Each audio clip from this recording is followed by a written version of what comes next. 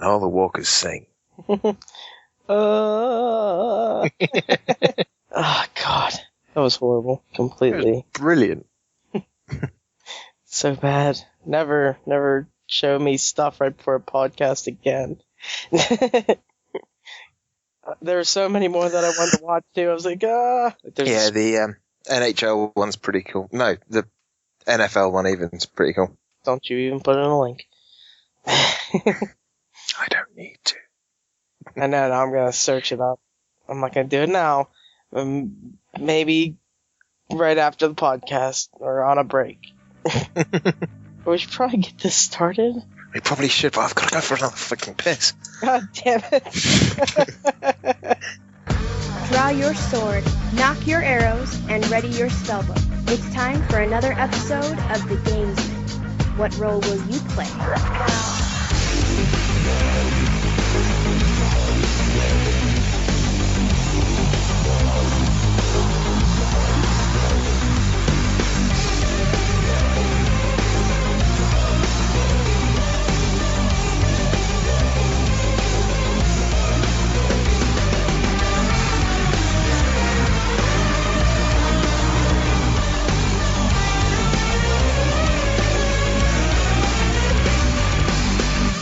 Evening, guys, gals, and guildies, and welcome to episode 37 of The Gamesmen. The Gamesmen are here to play roles. I'm going to play the role of your host. I'm Amras89. And this podcast is going to have a lot of EGX in it, so I didn't get to go because I'm American, and I'm not spending thousands of dollars to go over there. But the person that is going to be talking a lot about this week is Mr. Hardlydan, Dan Knappman. How are you doing? I am very tired, and I've picked up something from being in London amongst loads of people that were obviously ill, you bastards. Funk. Yeah, my throat is killing me. I'm very, very tired. My knee is horrible, and my feet are they're just, I don't even want to look at them. Okay. Well, how was your week before you even took a trip to EGX, even though you only had a few days before? Well, I left on Tuesday, and this is actually Sunday, and it's Monday for me now, but yeah, I finally got into my house today, for reasons. I know, we should explain this story. Yeah, it took so long for me to get to London because I went to Lee's house. Lee lives in Devon as well, but he lives in South Devon in a place called Plymouth, which is it's quite a few miles in the wrong direction to get to London from where I live. 90 miles in the wrong direction I travelled to get to Lee's, and he tried out my flight stick and the Oculus Rift that I'm borrowing. And he absolutely loved it. Come to your place instead to get closer. Yeah, but we'd still have to travel to Exeter, which is kind of exactly between us to get on the coach that we got. So it's just easier for me to, get to Plymouth and use that as the base. That's where the coach sets off from. It means we can get better seats and don't have to worry about sitting next to someone that we don't know or like. Took obviously a couple of hours to get to Leeds, and I had like 5-6 hours at his when we played around with the Rift and the flight stick, and he was like, "Oh, this is brilliant! I don't want to play with mouse and keyboard anymore." And we got Minecraft working with the Rift. I didn't actually try that, but I can do that. I've got a couple of days left with it, so I will try that. I remember you're on TeamSpeak, using your phone, and all I hear is Claire going, "Oh." And I was like, are they having sex in the other room? No, she was in the room with me playing Minecraft, and then she freaked out because a sheep came up to her and it was really close and really big, and she was like, "Oh, it's too big, I don't like this, take it off." She has a thing about spiders. I said to Lee yesterday, totally should have put her on at night so she could have seen the spiders. God, she'd freak out. Yeah, that would have been awesome. She also doesn't like the squids, so she was in the water at one point and there were squids, and she's like, "Get me out of here, get me out of here." I feel like I'm drowning. But yeah, lots of travelling. It took 8 hours on the coach to get from Plymouth to London. and then another 20, 40 minutes or so to get to where we were staying. And then we had a huge wait until we got to the place we were staying at around about 8:30, 9 o'clock in the morning, and we couldn't check in till 2. But that was fine by us because we just chilled out. And how about that bed there? Oh man, that bed! Oh God. The room we had, right? It was supposed to have 3 beds. It didn't have 3 beds. It had a double bed, which, in my point of view, is 1 bed, and then a single bunk bed attached to the top bunk attached to the double bed. Okay. Yeah, so I obviously, it was either Lee and Claire sleep together in the double bed, or I sleep with Lee or Claire in the double bed and make one of the others go into the top bunk. And I was like, I'll just go in the top bunk. Don't particularly want to sleep with Lee, and it would be a bit weird if I slept with his girlfriend whilst he was in the room. So that reminds me whenever I sleep with somebody's girlfriend, because we had 2 full-size beds in the whenever I went to an anime convention years ago. I'd sleep with some other guy's girlfriend in the same bed, and like I'd roll over at night or something like that, and like I'd touch her, and then I'd like jump away and be like, sorry. That's whenever I was a good boy. Before you became a man slut. Yeah, we're not gonna get into my yeah. I was horrible whenever I was skinny. But yeah, the annoying thing was, because it wasn't a proper bunk bed and the ladder was screwed onto the frame of the bed, quite a few of the steps had these tiny little rungs that you could only get the tips of your toes on to climb up them. God. And going up was fine, but going down when you're trying to find this tiny little bit of wood that you could put your foot on, it was horrible. And then with my knee that was screwed, it was so painful. And this room was ridiculously hot. It had no heating in it. It didn't need heating in it. It was like a fricking sauna in there. We had the window open and a fan going, and it was still. Oh, over the past few days, I've sweated so fucking much. It's been unbelievable. You probably lost like 15 pounds. Yeah, but it was all just water. It's just it's horrible. Good. And then the show was stupidly hot. Yeah. Yeah, I got rid of all those vital salts and fluids. Oh, but yeah, like you said, the boat's too small, and then Aaron from or Indifference from Game of Thrones sent you the bed from like Dr. Seuss book where his legs are sticking through the holes. Yeah, I was like, yeah, it's like that, but there aren't any leg holes. Which is funny because you're not super tall. You're like what, 5'10" or something like that. Taller than you. Yeah, still you're not super tall. I mean, you're shorter than my cousin. 5'10", 5'11". Yeah, which is not like super tall. Like, man, if Yoda. Oh yeah, he wouldn't have got in there. Yeah, he's like almost 7 foot tall. It's because I don't like, when I sleep, I kind of shift down the bed, so I've got my arms up over my head. Mm. But because it's all closed in and you can't really roll, you kind of just have to spin if you want to change position. Yeah. There's no rolling over onto your back. No, it's just you're gonna kind of spin yourself round onto your back, and then the bed makes horrible noises because it's not put together very well. And I tightened up one of the screws with my thumbnail. Man, you playing with yourself up there? There's a lot of squeaking.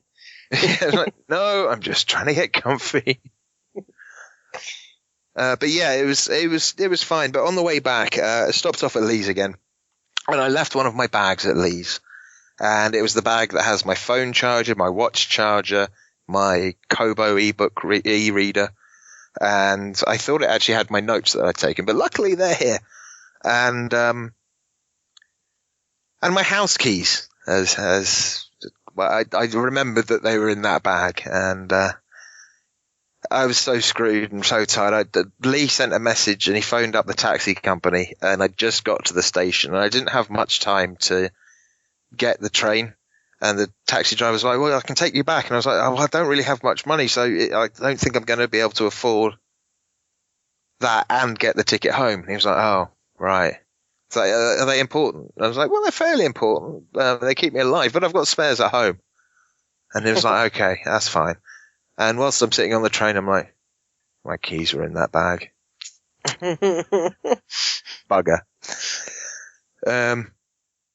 So anyway, I get to from Plymouth to Exeter, and the train journey from Exeter to Barnstable, which is like 15 miles from here, and I was getting picked up. That normally takes an hour. When there isn't a fucking replacement bus service.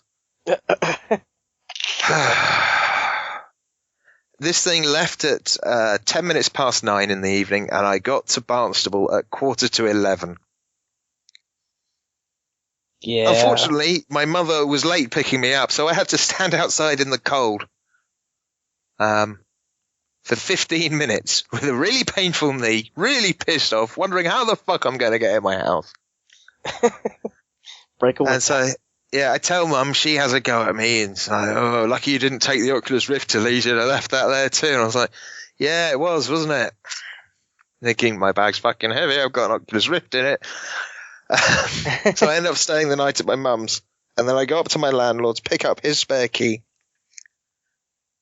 go back to mum's, and I just sit at mum's and chill out, look after the puppy while she's out with a friend of hers that's come to visit for a few days, and cook a roast meal. And when I get together, they're both watching Downton Abbey, and I'm like, yeah, fine, I'm going to the pub. See you tomorrow. Put my jacket on, and there's something jingling, and I know I don't have any money. I put my hand in the pocket, and there are my fucking keys. And I'm like, no! I could have slept in my own bed. I could have played Elite Dangerous. No! Oh, God. So, yeah, I've still got to go back to Plymouth at some point and pick up my phone charger and everything else. But what is it like? It'd take you 2 hours to get to Leeds from your place if you drove? Yeah. That's not too bad. You drive 2 hours to get to the fucking hospital. Well, I'm kind of thinking because they're both in the same town, I might just wait until next time I have to go to the hospital. Yeah. Wow, okay. That works out for you. Yeah, just hopefully he'll be off work or Claire will be off work because they live together. And annoyingly, whilst I was in London, my bank card, which should be fine until 2016, it's obviously had something wrong with it, and an automatic process had gone through, and they'd sent me a new one, which never arrived, so I didn't know about this. And apparently once it arrives, you've got about a month until your old card stops working. So I'm in London trying to get some cash out so we can go for lunch, and my card doesn't work. God damn it, Dan. Yeah, so I go into the bank, and they're like, "Oh, yeah, we've sent you a new one." I was like, "Well, I never got it." And I'm like, "Oh, yeah, I can see that being a bit of a problem. Have you got any ID on you?" I was like, "No, I literally just came with this, and my tickets, and my phone, and clothes and stuff."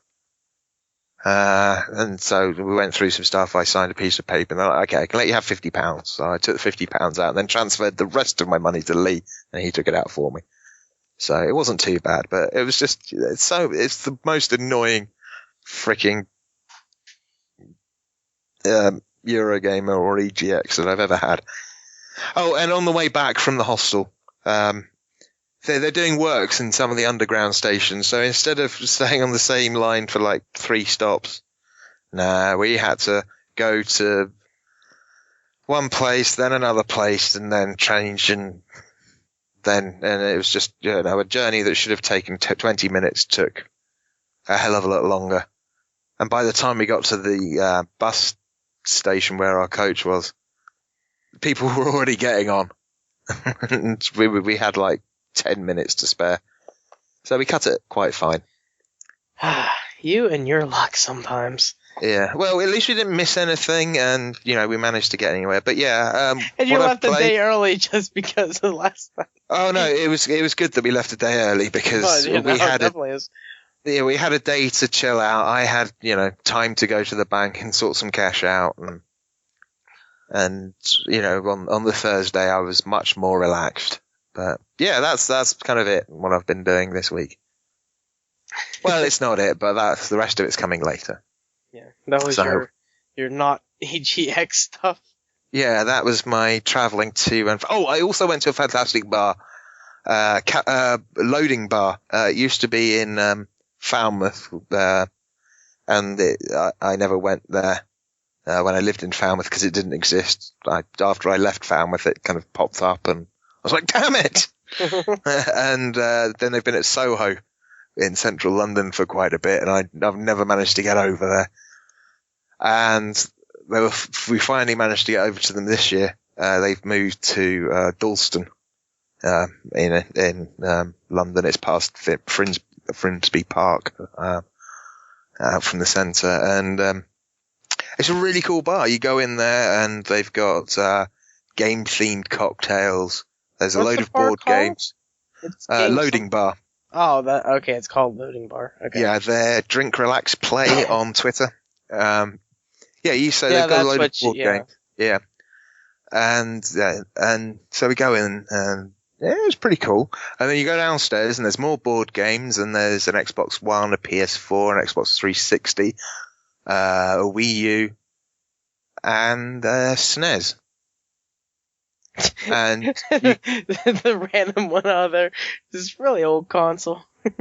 But the cool thing is, it's free to play any of their games. You just obviously buy a few drinks. It's a bar, but you don't have to pay to play any of them. You just, if you want to play a different game, you look at the library of games and think, oh, I'll play that. So yeah, it's a really cool place. So if any of you guys are ever over in London, take the time to go there and visit them. It's absolutely brilliant. I can highly recommend the Portal 2 cocktail, photos of which are on our Facebook page. Yeah, that would be something to go to. That'd be cool. I think what I'm going to have to do is go over during EGX. We didn't have time to really play any of the board games because we didn't want to get back stupidly late. But they had one board game that I really want to play. They had the Battlestar Galactica board game. And I was like, oh, God damn it, I want to play that.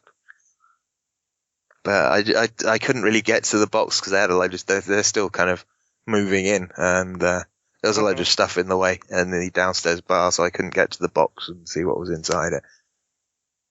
That game, it sounds really cool. When you start playing the game, you don't know if you're a human or a Cylon. Interesting. And when you find out that you're a Cylon, you can still act as if you're a human until you've got the opportune moment to destroy everything.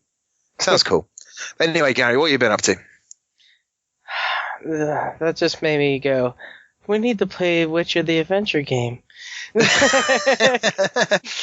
Oh, we need to do that again. Anyway, my week, working as usual.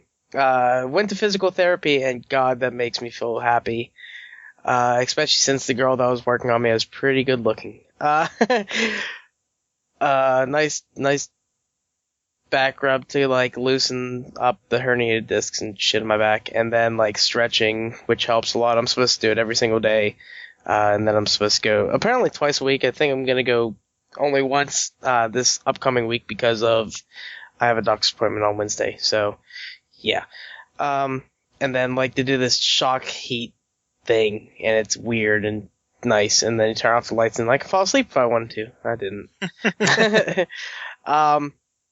But yeah, physical therapy was cool. But this weekend,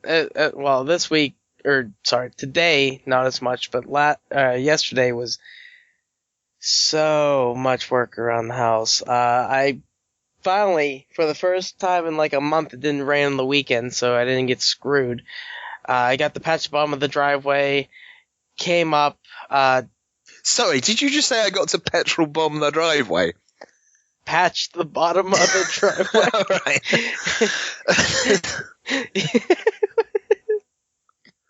Okay. Just checking. God damn. Oh God. And came back up to the house after that. I did that while Courtney was out, which was kind of dumb because stuff needs 4 hours to settle before it can be driven on. She gets home and everything, but while that's happening, I'm cutting up carpet. We re-carpeted the stairs that we took the old, ugly-ass, shitty carpet from and put new, nice, soft, awesome feeling on your toes carpet down. And my mom did a couple steps, or my mom did a step, the first step, and then I did a couple steps, and then I went and did something else while Courtney finished the rest of the steps. And that carpet is awesome. And we had to cut, we didn't have enough. It wasn't long enough. because we just bought something really cheap, because it was just like extra that they cut off.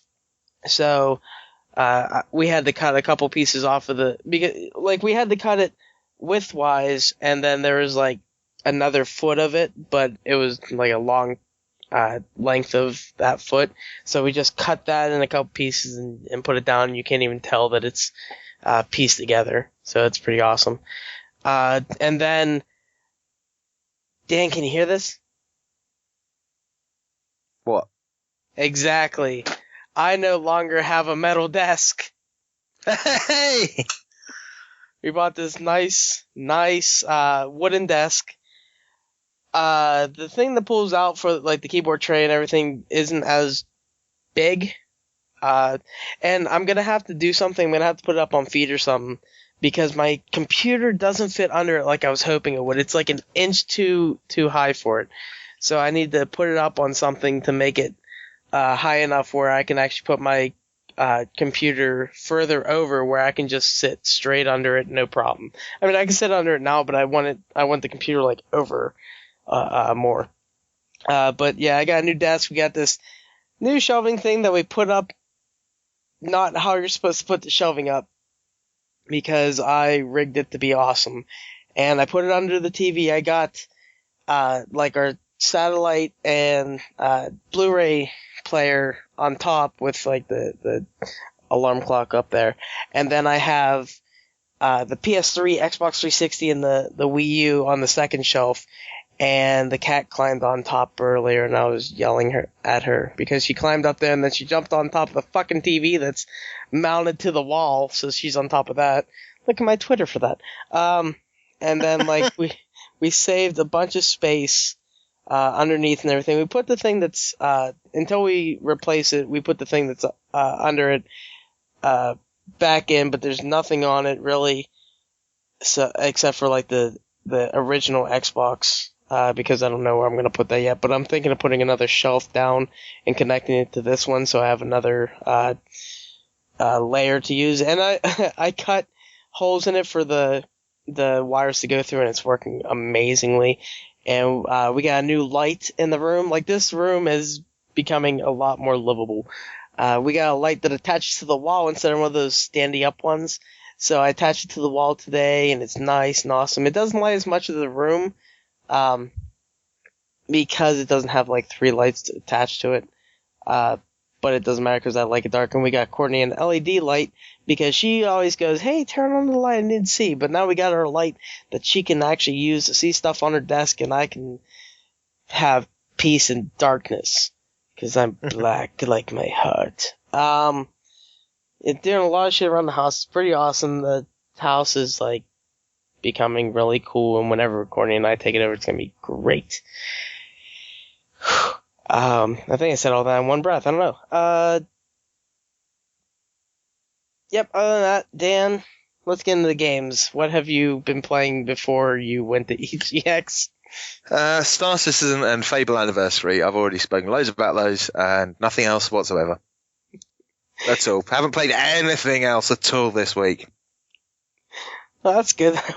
Man, that's the best we've ever had. Yeah, because you were at home for like 90% of this fucking week. But yeah, like, getting into my stuff. So I'm going to bring up this one game. It's called Putt Putt Joins the Parade. For fuck's sake. Are you trying to get sponsored by the Dead Game Company? I'll bring them back. No, but Putt Putt Joins the Parade, I did not play this. And I put it in my games because I have to talk about it. So, I have, and I don't know if she's my cousin or aunt. I think it's my mom's cousin, so it'd be my aunt. Sorry, that just made you sound like a real inbred family. No, I just can't remember what part she is, but I think she's my mom's cousin, so she'd be my aunt. No, if it was your mum's sister, she'd be her aunt. Oh, what the hell's a cousin of my mom's then? Second cousin. Okay, well, I guess she'd be my mom's cousin, my second cousin, or whatever. I don't care. So she has her daughter's daughter living with her, and she came over the one day to get some shit. So watching this kid for a little bit. I totally would have played Devil May Cry in front of it or something. Yeah, new one. Yeah, but like watching this kid, she wanted to play Second Life. Okay. Yeah. Because Courtney's on the on Second Life doing some stuff for some she had going on that night or whatever, and so I'm like, oh, come over to my computer. I got a game you can play. And, like, I showed her all the putt-putt games. She's like, I want to play this one. I like the fire truck. So, I put on Putt-Putt Joins the Parade because that's the one she chose. And then she's just clicking all this shit. She's, like, freaking out, like, having a blast playing. And I'm like, is this what I look like when I play this game? I have the heart of a child. But she's, like, having It's not your heart, it's your mind, mate. Sorry. Make me sound better. No, she's having a blast playing it. Like, you know, I'm like walking her through and stuff. Like, she gets to this one part. There's a cow in the middle of the road. I was like, you know, what can you do to get this? Get the cow to move. What can you do to scare it? And it was like, and then I said like a little bit later, I was like, what did you do a little bit earlier? And she like beat the horn and it goes away. She's like, ah! She's like freaking out, laughing and everything. And she gets to talk to the fire truck and everything. I had her, and then she had to leave, so I had her save her game. So next time she comes over, she can play it and everything. But like, yep, definitely a kid's game. No fucking shit. And I was so glad. Like, you know, she didn't say anything about like, wow, this looks like crap. Yeah. So I was like, yeah, got an actual child to play a game on the computer, and you know, if I ever have how old is said child? 6 or 7. Alright. So definitely in the age range. You know, well, I would have liked her to play the other one where it's like more learning, like, you know, dinosaurs and stuff like that. No, because dinosaurs, no. Oh, yeah. There's that whole thing about the age of the Earth. And God. They have medieval times and stuff. I don't know. Medieval. It was funny. There weren't dinosaurs. Well, no. It's like Papa travels through time. So he goes like to prehistoric and then medieval. He goes to the future and stuff. Anyway, we should probably get off Putt-Putt. God, there's so much I can say about some of these games I played this week because a lot of them are new to me. I'll mention Minecraft because I played that. I played a lot with Rogue, and man, when, you know, Rogue plays a lot of Minecraft and shit, but whenever he gets to play with other people, like he got on with me for the last couple of days now, and like he was having a blast. Like he makes funny noises and stuff whenever he is having fun. It's hilarious. We were having so much fun. We found like 50 fucking we found like probably 100 diamonds in the last couple of days. It's been insane. So we've been having a good time.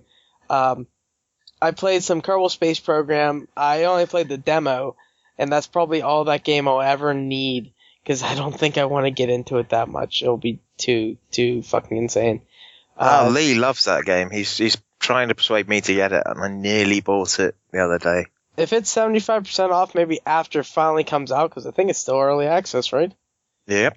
Yeah, so, like, maybe after it comes out and I get it 75% off. Anyway, enough of Spatial Program Kerbal. Completely screwed that one up. Indeed you did, Program. Sorry, I still got cookie in my mouth. Cookie. And that's not all. Cookie. Anyway, so I've really been, like, fucking tearing into this game this week. The Raven Legacy of the Master Thief. Or of a Master Thief. It is a point-and-click adventure like I love. And the first day I played it, I fucking almost didn't go back to it.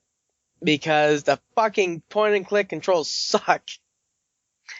To move to it, like, you're looking at it and you're walking towards the camera to go to the next screen. You have to click in a certain area like, it's because if you go to the bottom, your inventory pops up. So there's like a little black mark at the bottom.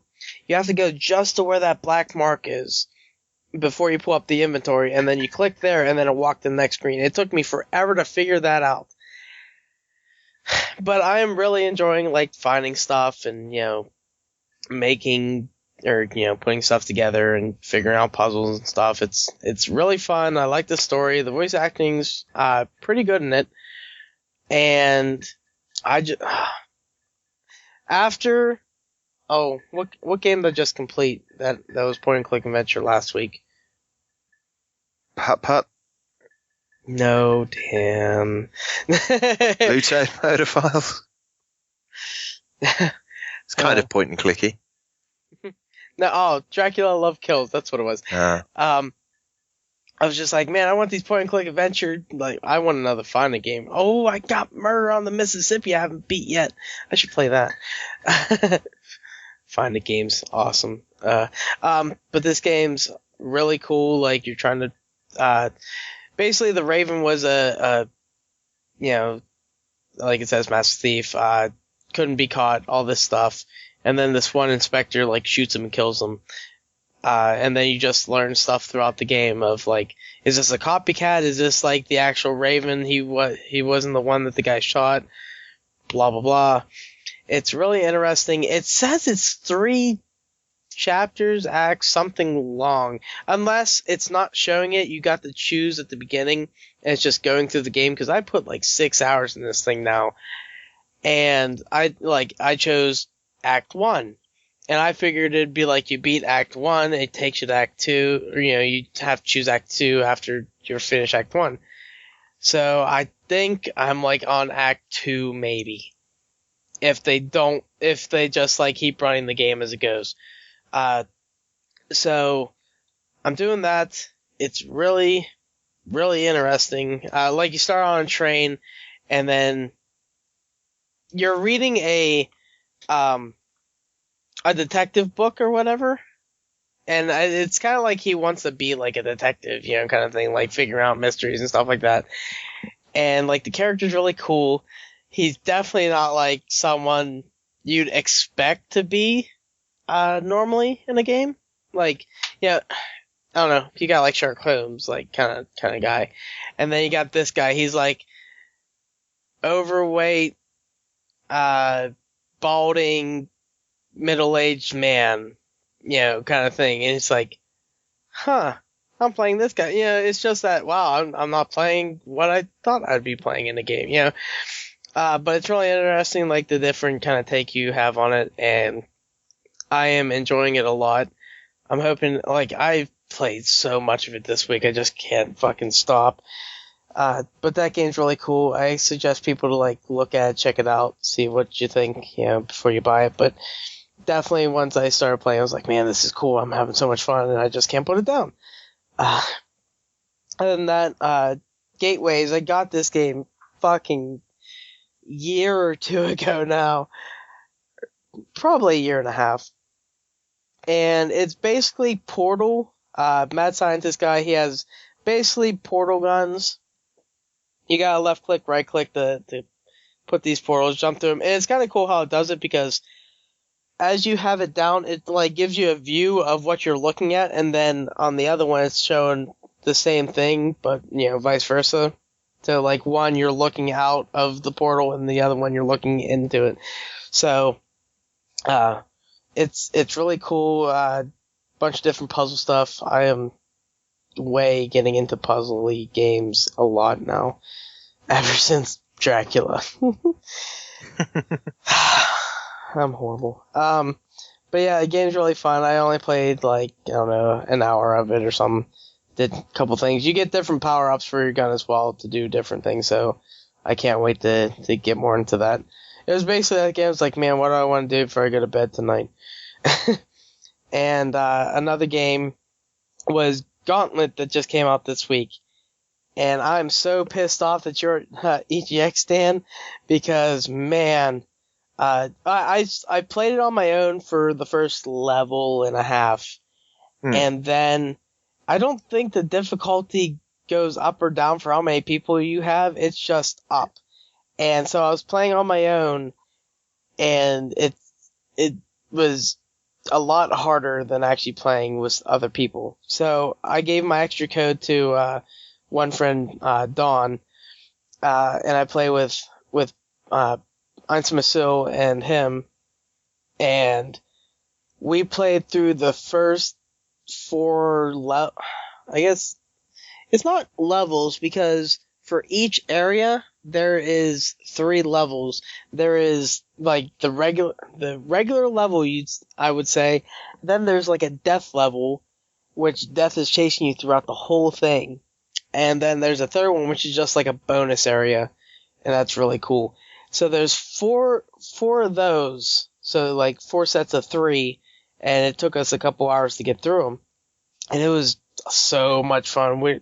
I was drunk and tired last night trying to stay awake to do this, and because Don chose the Valkyrie, my cousin, he likes playing brute characters, so he played the Barbarian or whatever they call him in it. And then I had to choose between the Wizard and the, they call him the Elf, but like the Ranger Archer guy. And I chose the Archer, and man. Son of a bitch. I can choose somebody else. Like, I can choose the Wizard or something. But like, this is the good thing about it. Whenever you first start the game, you do a tutorial. And you put your coin into the gauntlet, basically. So, back to the old days where you'd put in coins in an arcade. You put your coin into the gauntlet, and then you travel down. And they let you start off by using the Barbarian, then you get to use the Valkyrie, and then you use the Elf, and then the Wizard. And the Wizard is like Magicka.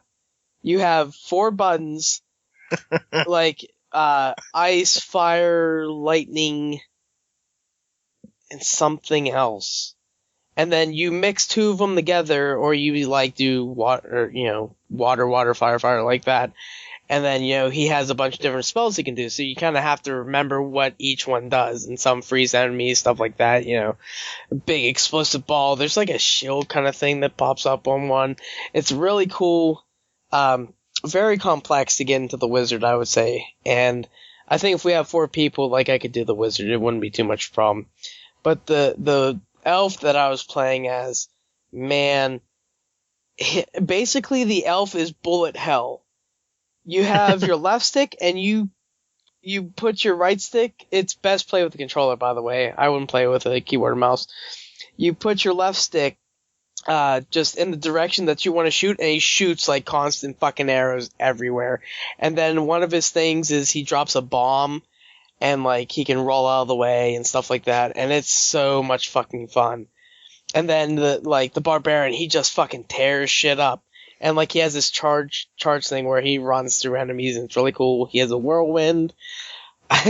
It's fucking awesome. And then the Valkyrie, she has basically it's Captain America. She has a shield, and she can throw her shield out, and like if you throw it right, you can throw it like through enemies and everything, and like it'll circle around and take out a bunch of enemies at once. And then she has a like spear stab thing, and you just keep going with that. You gotta watch out with it, because it makes you vulnerable, because it takes her like 2 seconds to thrust forward, and she goes, I don't know, a couple blocks or whatever. Like, if you're looking at it on a block to block basis, it'd be like 4 or 5 blocks, and she just kind of goes forward. And that works out really well. And then, she has like regular attacks and everything, and then you can use the right stick to pull up your shield and block attacks and stuff, and you can block them at like whenever something's about to hit you, and it'll like knock them back and everything. It's really awesome. So like the game is super fucking fun. And then there's a like upgrade system, and like gold and stuff you get throughout the game. You get to spend on buying upgrades, and I got this one where it gave me like fucking fire boots, and you have to get potions in it to use them in the game to use them, and I I hit the button to use it, and then like I just run around. He got fire everywhere, and all the enemies are burning and shit. It's really awesome. Now the thing with the archer that I found is there are these totems that pop up that spawn enemies, and you have to take them out before you can move on and stuff like that. I can't shoot it with arrows and take it out. I have to use bombs. So having them there to do that stuff helped out tremendously. Like, I would take out the enemies and they'd take out the totems. And it was working very well for us. And we did amazingly. Like, we didn't die too much. There were a couple times shit happened. I didn't die as much because, like, I could stay at range and it was pretty cool. But that game is fucking great.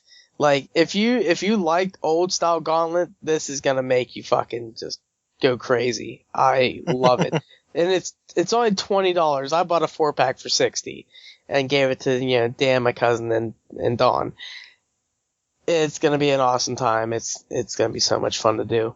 Like, we were having a blast yesterday. So I recommend that fucking game to everyone. And then the last game I'm going to talk to, and since I talk so fucking much, I'm not going to get into it too much, because I didn't play it too much. I bought Hyrule Warriors today, started playing it, and it is fucking awesome. Oh my god, like, Warriors with Zelda is awesome. I want the guys from Zelda to take this in their new game, because it's going to be open world and stuff. Whenever you start running, you run slow, but whenever you're not attacking for, like, say 5 seconds, he starts to boost and he takes off, and, like, you can travel the map a lot faster because the map's pretty big. You gotta get to places because you gotta defend bases and stuff. Like, if you play a Warriors game, you know exactly what this is. If you play a Zelda game, you'll know the fucking characters. That's about it. Because I never played a Warriors game. I have a Warriors game. I haven't played it yet. But now that I've played this, I fucking want to play every Warriors game ever. It is so much fucking fun. And like, I got the bombs, like you get for Legend Zelda, but instead of throwing one bomb, like, he chucks like 5 bombs out and, like, shit blows up. And then I got an upgrade for the bombs, and he throws this gigantic bomb, and it just makes this huge fucking circle blow up area shit. It was crazy and awesome. And then, like, you get to face Dodongo, and if King Dodongo, and if you know how that works in the Zelda game, you gotta throw bombs in his mouth, and then you just chuck these bombs in, he blows up, he's, like, on the ground, like, twitching, and then you just beat the shit out of him. And, like, that's the first level. You just, crazy shit, this guy comes up, you're, like, an unknown kind of soldier in this academy, and, like, Zelda notices you because, she got the hots for you. But oh man, like, it's got a story to it. It's pretty cool. It's working out really well. I love it. And I got something else. I think I can't remember. I know I just got the fire rod for completing an area.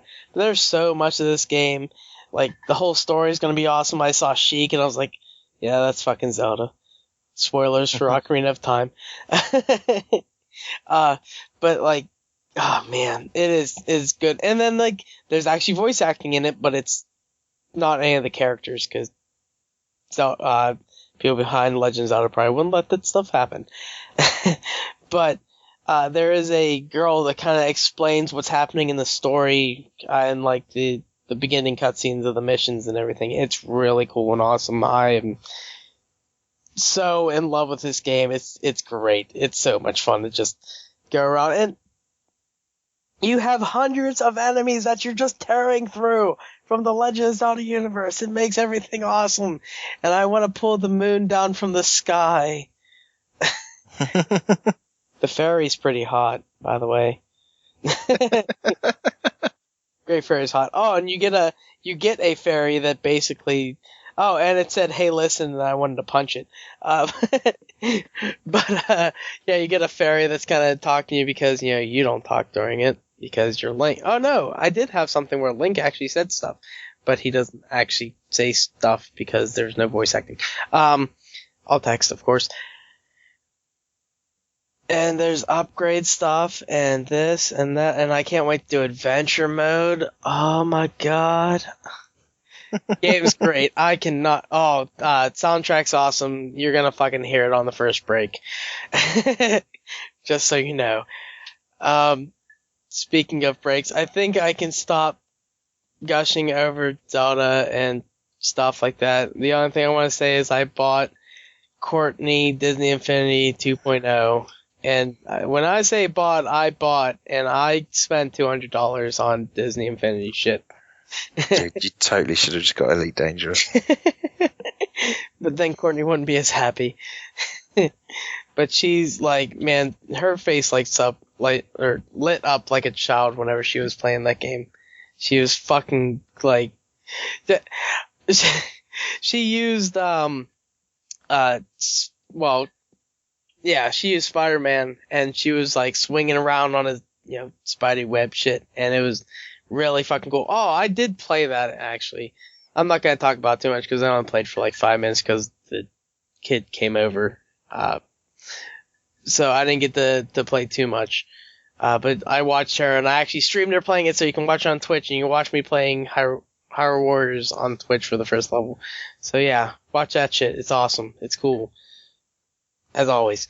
Anyway, we're going to take a little break. We're going to come back with some EGX stuff that Dan did, and if that doesn't take too long, we're going to get into some news. So we'll be back in a little bit.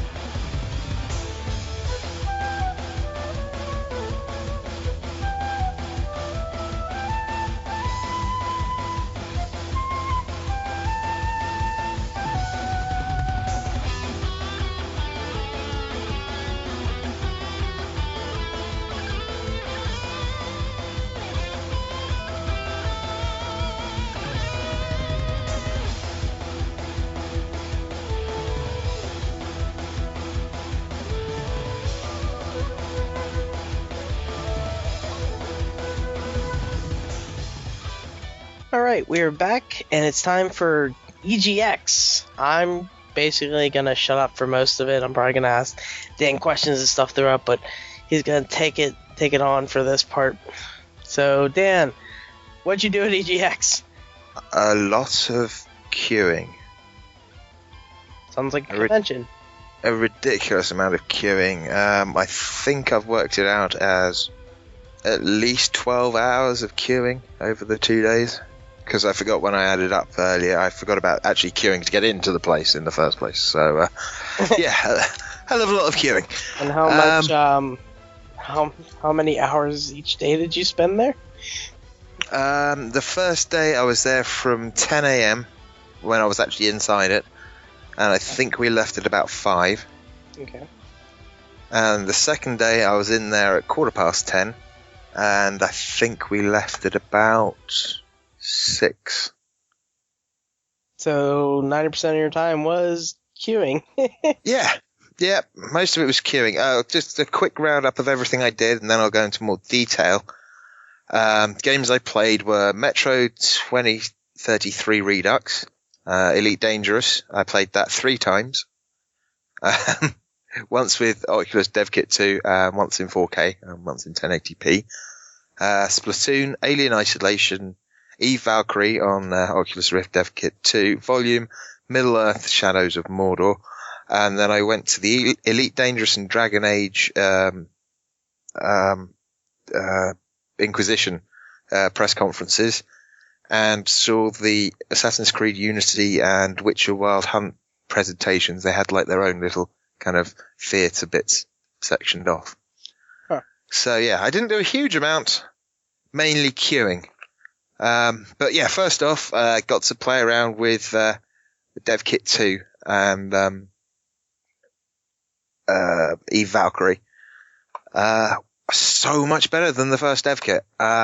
You can still see the pixels on the screen, but they're much, much smaller. There's a lot more pixels on the screen, basically. And this isn't the 4K one that they're coming out with, right? This is just the second one. Well, we don't know that it's going to be 4K when it comes out. That hasn't been announced yet, so it's definitely going to be higher than 1080p, but or at least look higher than 1080p. They're playing around with the optics and stuff, and it's all a bit hush hush at the moment. But yeah, the head tracking on Dev Kit 2 is way better It can actually tell when you move your head towards the screen and away, towards the camera and away from the camera, because it's got a camera now, with a load of infrared LEDs, so it can get the positioning for that, as well as the rotational tracking that it gets from the accelerometers built into it. So yeah, much more accurate, much better screen. And what the fuck are you doing? Getting a cookie for Courtney. So yeah, and played a bit of Eve Valkyrie with that, and it was absolutely fantastic. Whilst I was queuing, there were a load of people that were just sitting there, not moving their heads at all, playing all the different games they had. They had something with a fox, they had Alien Isolation, and possibly something else. But I was just like, okay, I'll play whatever. I just want to test this bit of kit out. I don't care as long as it's not the fox thing, I'm fine. It was really cartoony, looked quite basic. Should've done Alien Isolation. Well, yeah, but I didn't want to spend the time waiting for the people playing Alien Isolation to get off and then be able to play it. I just wanted to test out the hardware. And yeah, the biggest one. Much better. It's really good. It feels a bit lighter, and apparently the final consumer product is going to feel even more lighter. It's going to weigh even less. So yeah, that was really cool. But there's not a huge amount to say about that hasn't already been said by a lot of other people. The Dragon Age Inquisition press thing, there's a guy called Neil Thompson, and he was talking about the art direction and where they were getting, their ideas and inspiration from, and saying how that everything in the game, it's got to look right. He also mentioned how everything you do in the game, even if it's not in a mission, it will have some effect on how the game's played. It's got a morale system basically, and how you play it kind of depends on what happens. But they've used 16th century paintings, oil paintings. They want to get that kind of vibrancy with colour and the rich, lush effects that basically if you search Northern Renaissance artwork, oil paintings, you'll get an idea of the really rich colour tones that are used, and they're using the same kind of palettes, and they've got it looking brilliant. Leather actually looks like leather, velvet actually looks like velvet in the game. It's pretty damn cool, and they wanted to be able to have things that look beautiful and threatening at the same time. And yeah, this game, absolutely stunning. Really, really good. They went on to then show a bit of the single player, some of which have already been seen, they've already shown, but it went on a bit further. And they've made sure that everyone knew that exploration is actually going to be a core element of the game. You can just, play the game and just go directly to all your things, but if you go off the path, you'll find a load of interesting stuff there. Well, it's like the other, at least the first one that I played all the way through. You were stuck to, the towns or whatever that you were in. Yeah. Yeah, they're using the Frostbite engine now, which has allowed them to get some really great textures, and it looks... Well, I guess they did their job. It sold me on it. Not that I wasn't going to get it anyway, but I was just like, yep, this looks incredible. It looks like it's going to be a ton of fun. They've still got the bit where you can kind of pause the gameplay, go into overhead and command everything. You don't have to do that, but if you're finding, one of the battles particularly hard, you can then control all your teammates. But, I quite often found I didn't need to do that for most of the first Dragon Age. It was only on some like the big battles, which you haven't got to yet, so I'm not going to say anything about them. But most of the time, my character was just beefy enough to just wade in and kill everything anyway. But yeah, apparently it's going to be quite a lot harder, and it's looking absolutely glorious. So well worth checking out. So I looked up these paintings and stuff and messed with them, I kind of knew what they look like, but now it's like, oh yeah, that's going to be awesome. And then I go down enough to see the guy from Twilight. Okay. That's not in there. No, that's not in there at all. But yeah, it's looking absolutely stunning. Obviously, you can check out all of the dev sessions that were at EGX. They are all on their Twitch channel. So make sure you have a look at any of the games that you're interested in. There's quite a few I didn't get to go to, obviously, because I was only there for 2 days. And I obviously wanted to check out some of the games that were playable. But before I get on to the games, there was another dev session that I went to, and I had to go to this one because it was Elite Dangerous. Right. They were mainly talking about Beta 2, which is coming out on Tuesday. I can't wait to play more with it. I might as well go through playing with it as well whilst I'm talking about it. They're adding in new asteroids. So, depending on where you are and the makeup of that area of space depends on the kind of asteroids you get. And they were showing off the ice asteroids that are in the game now, which looks really good. They look so much better than the old asteroids. Then David went on to talk about, exploration and how that system's going to work. And basically there's 2 main factions in the game. And if you go off and scan an area and get a load of data that's not been explored before, you then have the choice of, just sitting on it, not telling anyone about it and trying to explore it and maybe, finding a rich gold asteroid and just, trading the gold and not telling anyone. But you can also sell the location to one of the 2 main factions.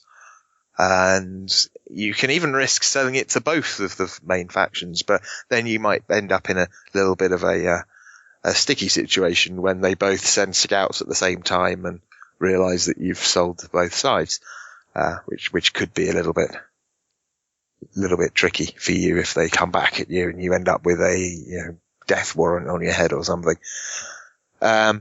Which kind of leads us on to information trading. That's basically what it is. You can make a lot of money doing that, but also whilst you're exploring, you might find old alien artifacts or relics and things like that you can sell for ridiculous amounts of money. So there's a lot more in there. They're adding another 500 star systems in this beta.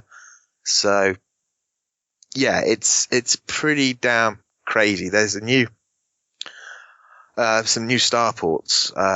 There's the Acellus starport.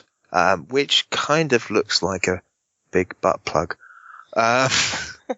It definitely sounds like Star Citizen with, the whole trading information and stuff like that, like what they're planning on doing. And then there's also these other, modular starports that they're doing, which can be built up in, modules. So they're the first ones you'll see if you've found a new part of space, and then eventually, if it's worth them, the company's setting up starports out there because there are loads of people going over there to get the rich source of gold or whatever else. Then they'll start building a starport there, and you'll see this weird little modular thing. And you don't dock inside. There's just these platforms on the outside of this little L-shaped modular thing floating in space with one turret going around it. And your ship's just there out in space. But yeah, it looks pretty cool. It looks like you don't want to stay there too long because it would be a bit like leaving your car in the middle of a field, with all the doors unlocked and a big sign on it saying, "Please take me or blow me up." So yeah, it's obviously looking gorgeous. Absolutely amazing, actually. And, yeah, it's really, really exciting. Basically, the short version of everything that's being added is ratings, rankings, outposts, exploration system, 500 new star systems, more upgrade options for your ships, more ships, additional weaponry, obviously the new starports, a whole load of stuff. You'll be able to play it in 4K resolution, and it now has SLI support. So, yeah, it's coming on really well. And I urge all of you to check it out. Very good game. And yeah, I got to play a bit of Beta 2. It was slightly annoying. I played some of the new single player stuff, And every time I sat down, I queued 3 times for it. One was the third time was because I was chatting to Bongo the Sane from over at Overseas Connection. Yeah, that's the one. and Gaming for the Elderly. Yeah. And he was waxing lyrical about the original Elite and how he lost his childhood to that game. So whilst I'm queuing with him for that, we're talking about it and I'm talking him through it, and then I realise I'm right near the end of the queue. Might as well play it anyway. But every time I go there, I see a different guy, and they're like, "Oh, have you played this before?" And it's like, "Yeah, the first week I had it, I played about 70 hours." Have you ever played with a flight stick? Yeah. They had the same model I've got. I was like, "Yep, I've played it with this flight stick." All right. Have you ever used the Oculus? Yep. So you know what you're doing then? I was like, yeah, okay, I'll put you on one of the harder missions. 2 freaking ships I had to shoot down. I was done in under 5 minutes, and they're like, good, isn't it? I was like, yeah, do I have to go now? I'm like, yeah. But everyone that was here before I was is still playing. He was like, you shouldn't have done it so quick, should you? And I'm like, oh, damn it. Bastards.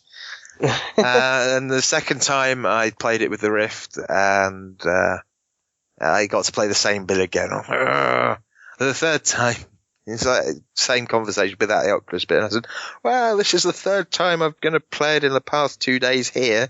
And I played a lot of it at home, and I've got this stick. And he was like, okay, well, what do you want to play? And I said, which one's the hardest bit? And he was like, probably this one. So he put me on it, and it was a Sidewinder face-off. We basically both got the same shit. Both got fairly shitty weapons.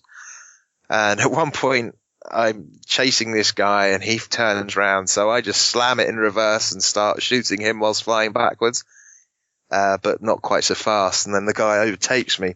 So I flip the ship 180 degrees, put it in full thrust forwards with boost, and catch up to him and blow him out of the sky. And the guy watching it was like, that was cool. I was like, yeah, told you I've played this before. But yeah, absolutely fantastic. Really enjoying it. I can't wait to see what the new ships are like and all the new stuff. There's going to be planets with neon atmospheres that kind of glow vivid colours and things. It's so much stuff to find. Like No Man's Sky. Yes. But that's next thing. Witcher Wild Hunt. I'm doing mainly the important things, I think. I'm going to have to read the books. There's something in there. I think I know who the character is they were referring to. I think she's mentioned in the games, but I've got to read the books before playing the next one. I've got to complete 1 and 2 before playing the next one. Looks absolutely stunning, and the sound design. Oh, it was amazing. Coming into this town, which looked massive, and they've got a new weather system, and it looks like the roads will become more muddy when it rains and dry out. Anyway, apparently it'll take hours to explore like the main town kind of quest hub of the game, because there's so many different side roads and things. But yeah, as you came into the town, there was it sounded like just background music of some kind of pipe or flute being played. And I looked at the screen, and there was just, as you got closer, you saw this guy sitting on the wall, and then the sound obviously travelled around behind you as you went past him, and it just sounded so perfect. It really did. It sounds like something you're definitely going to have a good surround headset for surround system in your house to get like that full effect. It's really going to make a difference. Just for the immersion.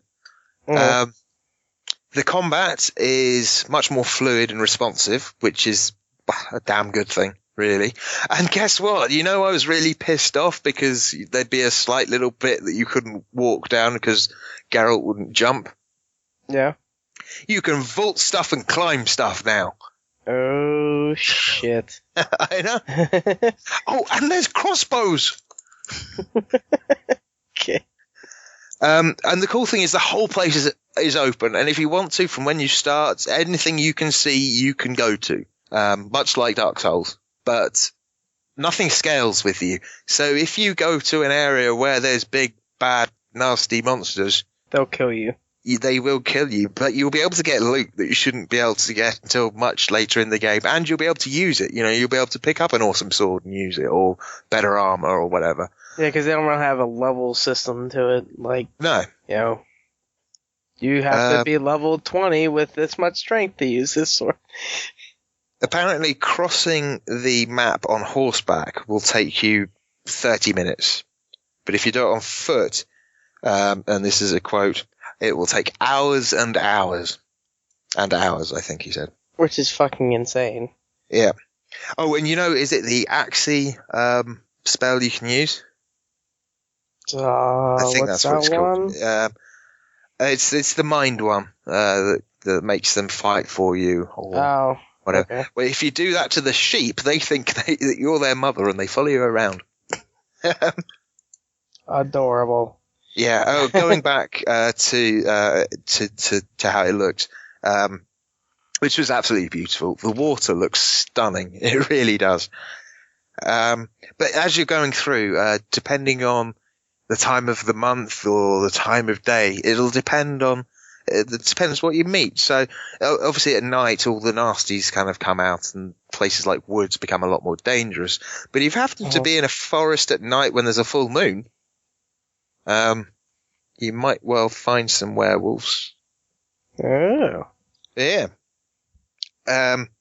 And every single quest, be it like the lowliest side quest, they all have a branch point where you're going to have to make a decision.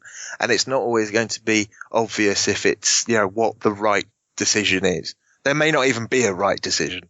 Mm-hmm. But everything you choose obviously affects how everyone reacts to you. And that's been quite a common thing, actually, with the games some of the games I've seen at Eurogamer, the way that your actions change how everyone acts to you. And I'm guessing that's because of the improved power of the new consoles. It's become a lot easier for them to put that in without having to maybe cut down on the graphical fidelity or something else. Mm-hmm. So I guess at least we've got that to thank for the new console generation. Of course, if they didn't exist, then we'd all be playing awesome games on the PC, but never mind. On to Assassin's Creed Unity. They showed the E3 video, which was still early development code, and we weren't allowed to take any photos or videos or anything. And I have no idea what I just wrote down there. But we also saw... No, I wasn't drunk. It's just I've got no idea what that sentence means. It made sense when I wrote it down. But yeah, we had a single-player demo, and there was a guy on stage playing it live. And he was saying, there is a chance it'll cock up because it's a early code. But apparently it was being quite stable for the whole day. So that was good. They've changed the parkour system. Apparently now it's really easy to change direction on the fly, and it's much more fluid and a hell of a lot faster, especially coming back down the buildings. You can really drop down them quick and still grab stuff. They've also implemented a new stealth mode, which does look like it's going to be a lot better, a hell of a lot more intuitive. They showed it off with the guy dropping a smoke bomb and then going up, slitting a guy's throat, and then just wandering off before the smoke had cleared. And yeah, it looked very good. Talking of looking good, this is set, obviously, as we know, in revolutionary Paris. And wow, it's the biggest city they've ever put in a game, and it is so densely populated with people and buildings. It looks absolutely freaking incredible. Oh, and they've got lockpicking, which you need to unlock the skill for. But yeah, absolutely fantastic. Obviously, you can play the entire game on your own, and there's be no real penalty for doing that, which is great because I know a friend of mine who, if I was playing it with him, he would just be a dick all the time because he can't help it. It's just what he's like. Although he could be quite useful. I could say, go and do stuff over there, and he'd create a distraction. Then I'd probably just be able to wander in and kill the target without anyone even spotting me. Oh, yeah, that was I think that's what I was doing. There's a new black box mode, which basically a lot of the missions, the black box missions, basically you have a target and a location, but how you go about doing it is completely up to you. There's no set way in or out. It's, you can do it stealthily. You a bit like you can in the other games, but there's loads of different ways into all the places. They showed Notre Dame, and I think there's something like 10 different ways to get in and out of that place. So yeah, it looks stunning, and it looks like it's a much more almost realistic game with the way you can kind of plan stuff without having to maybe take scripted areas or the obvious area. It sounds pretty awesome. Because there were places in, in fact, all of them where there was only like a couple of ways in and out of certain areas, and you were kind of really bottlenecked. But yeah, this is looking cool. So, he went up to this one window, but because he didn't have the lock picking skill, he then had to go and find a guy that had a key for the lock, kill or pickpocket him, and then went back up and went in through that window. But there were a load of other ways in. And then he went out through the sewer, which was kind of cool. Yeah, and there was something about going to beta.projectwindow.net, which I haven't done yet, and I can't remember what that's about. So if anyone wants to check that out, feel free. Absolutely fantastic. Really enjoyed it. Anyway, games I played. Teflon actually asked me to play something. He was the only person that did, and he asked me to go and check out Volume by Mike Bithell. I think that's his name. Now, I don't normally like stealth games. I liked this stealth game. It was good. I really enjoyed it. Really, really enjoyed it. It's well thought out. It sticks to its own rules. It doesn't ever break them. You can do cool stuff. The demo is very small. But there's one bit where you've got these guards, and to distract them, you have to use a trumpet. And you aim the trumpet, and you can see where it's going. A bit like a pool game, when you have the line showing you where the balls are going to go and where they're going to bounce off. Mm-hmm. So you can bounce the sound, and then when it gets to a certain bit, it'll make a noise, and the guards will go over to that bit, and then you can run through and get to the next bit. And they've got floor hatches and things, and it's looking like a stunning little game. It doesn't look fantastic, but it was only a kind of simulation bit at the start of the game, so I don't know what the game will actually end up looking like when you're playing the full thing. It may look exactly the same. I haven't a clue. But yeah, the kind of the voice acting that was in it was very funny, quite witty. It reminded me a bit of Portal 2 with Wheatley. Oh, shit. And it was great fun. Well worth checking out. I don't imagine it's going to be very expensive when it comes out. I think you should all buy it, or at least check it out. I have no idea when it's coming out. Oh, and I finally got to play on a Wii U. Yeah. For the first time. Yeah, I played Splatoon. Yeah. I'm shit at Splatoon. It definitely seems like it's gonna be something you're gonna have to get used to. Yeah, you aim with the pad with the screen on it, and you use the right thumbstick to move the camera, and the left thumbstick to move. And I think it might have been better having the right thumbstick for aiming, and then the screen to change the camera. I think that would have felt more natural. That has to be something that they're going to change, because whenever I was looking at E3, people were just looking at the screen and playing the game. Because, well, they can't have it like that if, you're going to be able to use the Pro Controller and stuff, so I think maybe it was just set up weird. Well, yeah, I wasn't looking at the screen on the controller, I was looking at the TV screen. Yeah, but you would have to point the controller, and the people that I saw were just playing the game. Yeah. Like you would with just a regular controller. Actually, I think they were just using controllers. You have a map on the controller screen, and at any point, your teammates show up, and at any point, if you tap like player 3, 4, whatever number they are, you can kind of jump straight to where they're at to help them out, or you jet like over to them on their portion. Yeah. I really love some of the mechanics, like the way when you're on 2 feet and you're shooting, you have a certain amount of ammo, and the only way to recharge your ammo is to turn into the squid and squid thing and swim through your team's ink, and then it fills back up again. And it doesn't matter if you paint the walls, you're not helping your team out at all, because that doesn't count. It's only the horizontal surfaces that count. Yeah, it's all floors and shit, yeah. Yeah, but that might give you a way to get up to somewhere that allows you to attack more, or another bit of horizontal flooring that you can paint. I am quite jealous of this, because I really want to play this fucking game.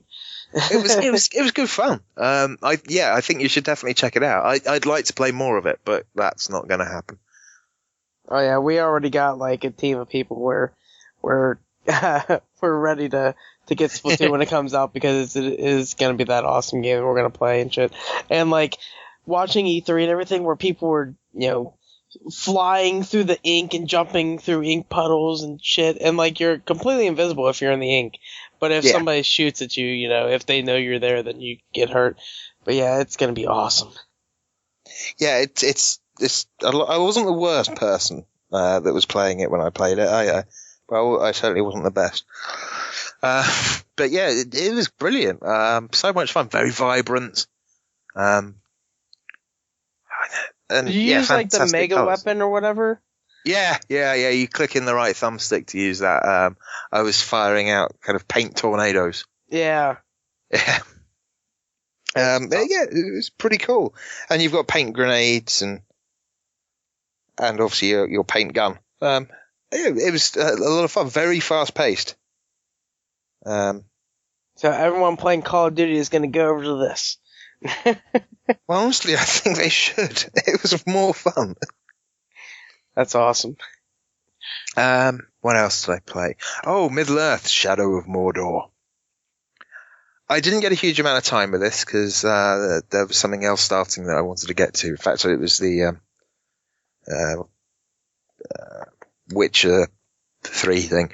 Try to sell me on this game so I can actually want to get it. Well, the combat's very fluid. It has this awesome system with a nemesis system. So if you're attacking a stronghold and you fail miserably, the guys in charge of that stronghold will get promoted, and they'll become stronger and have more troops. So the next time you go in, it'll be harder. So you've got to kind of make sure that you're playing it properly. It looks absolutely fantastic. It's steeped in Lord of the Rings lore. And yeah, it was an absolute blast. I really, really enjoyed it. Switching from bow to sword and going in and out of, I can't remember what they called it. Like when Frodo puts the ring on, you can invisible switch. Mode kind of. Yeah, sort of. Yeah. Weird. Wraith mode or whatever it was. Yeah. That was kind of cool. And yeah, it looks like it's going to be an absolutely fantastic game. Unfortunately, I didn't get to start from the beginning, and I kept trying to attack a keep that I kept failing at because obviously other people had failed and everything kept getting promoted. But yeah, it looks like, in fact, I nearly bought it today because I had a voucher and I realized I was about £3 short. So. The Nemesis system definitely seems like it's like what will make this game really awesome. Yeah, well, I've played quite a few Lord of the Rings games, and it's actually the most interesting one that I've tried. I mean, it runs like parallel to kind of Lord of the Rings, right? It doesn't have any of the actual, like the books or movies or anything like that, right? It is. I have no idea. I didn't get to any cutscenes or anything, so I don't know what is going on. I just played some guy that looked a bit like Aragorn, and I got to kill a load of orcs, and yeah, it was good. And yeah, if there's certain orcs going for the alarms, and if they manage to light them, then you get a load more coming at you. It's a very, typical kind of third-person combat-y game. Lots of hitting X and Y and pulling off combos and stuff. But it was really, really quite interesting. And I'm definitely going to have to find out more about it. Actually, no, I'm not going to find out more about it. It comes out on Tuesday over here. Everywhere, I think. So I might just pick it up on Tuesday. Cool. Yeah, it's just... it was really good. What else did I play? Metro 2033. Had a little go at that on the PS4. And I don't know if it was the screens they were using, the fact that there was no sound, or the fact it was on a PS4. It just didn't actually look as good as I was expecting it to. It really didn't. With the graphics pumped up on my PC, I think it looked the same, if not better. So, yeah. I obviously didn't get to try it on a kick-ass PC. And then I imagine it would look a hell of a lot better. But, if you still haven't played Metro 2033 and you've got a PC that can run it, I'd probably suggest playing it on that.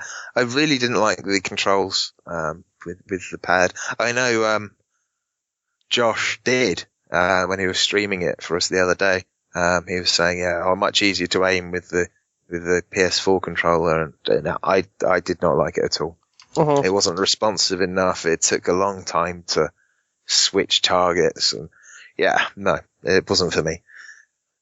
And the last thing that I got to play, and you're not going to like me again because it's not out yet, even though you've bought it, Alien Isolation. Again, another genre that I don't really like. And I really enjoyed myself. I don't know why. Apparently loads of people were getting really scared playing it. I don't know if it was just because of the noise I could hear of the festival around me, the show around me, or if it's because I knew I was just going to constantly get eaten by aliens, which is what happened. It didn't. I never really I never jumped at all. I didn't get very far either because the demo that they had was bastard hard. Yeah, I mean, it would have to be the setting because, it's one of those things where, you want to have a dark setting and shit like that. If you were doing an Oculus Rift, it'd probably be, crazy. They had it in a dark area with a smoke machine going and fairly good isolating headphones. Isolation. Yeah. Speaking of Shadow Mordor, like you did, I bought it just now. Okay. I was going to say, don't buy it, and I'll tell you what it's like, but I'm guessing you got it on Steam, so I guess I'll play it whilst you're at work. Well, it will be on Steam, but I got it on Green Man Gaming, and I got $12.50 off, so I got it for $37.50. Fuck you, console players. Yeah, I could get it for £22, I think, 99. And I was like, which is a couple dollars. I've only got £20. Damn it! I could give you a couple pounds right now. Yeah, it's too late. I spent £10 on a skin for Elite Dangerous. Fuck's sake, Dan. Yeah, I know. But it's a really cool skin. But yeah, Alien Isolation, really atmospheric. Absolutely brilliant.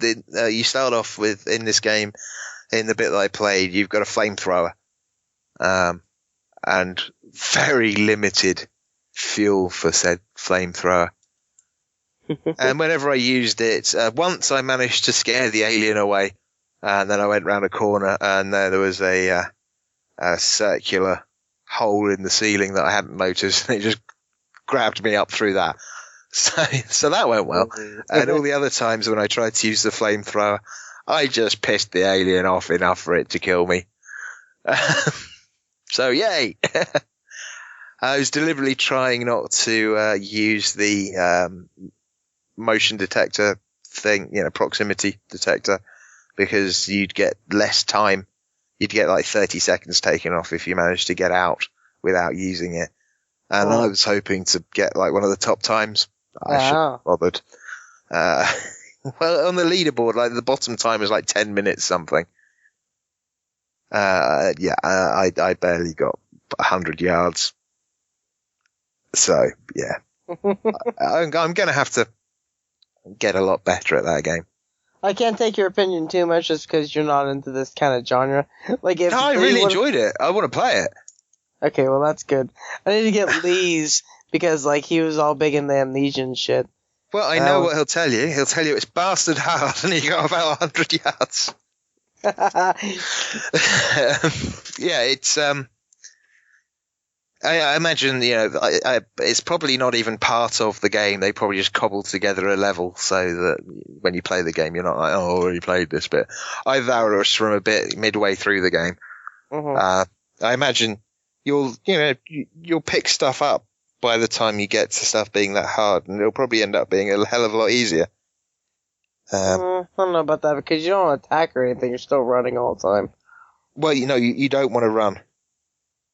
Well, yeah, no, I mean, not like that, but you can't fight back. Yeah, but you'll... If you run, the alien will know you're there.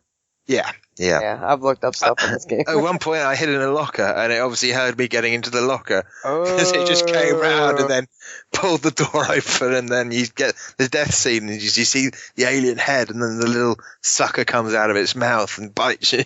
And then you're like, dead. I do not want to fucking use the Oculus Rift on this. Just think I'm planning on doing this for extra life, like playing this game. I'm thinking of holding off until then do it. I'm gonna have the video on myself so people can see me scream like a little girl. It's gonna be awesome. But yeah, I think that's pretty much over. I did over 2 days. I really didn't do a huge amount because the queues were ridiculous. To give you an idea, Robin Bongo from overseas and Game of the Elderly, he went in on the Saturday, and I sent him a message saying he was like, I don't think Saturday will be much busier. He got in at 10. Be like the most. Yeah, but Friday was pretty much sold out. So, and at capacity, so they couldn't have had that many more people there. So he gets in at 10 o'clock. The doors are open for like the normal ticket holders at 11 o'clock. At 10:05, he's at Evolve queuing to play that, and the queue was over 2 hours. God. Yeah. So it was very busy. Having said that, I did queue for Elite Dangerous 3 times, but that's because there weren't that many people queuing for it. And I met Lee. One of Lee's friends was there, who happened to be one of the artists on the game.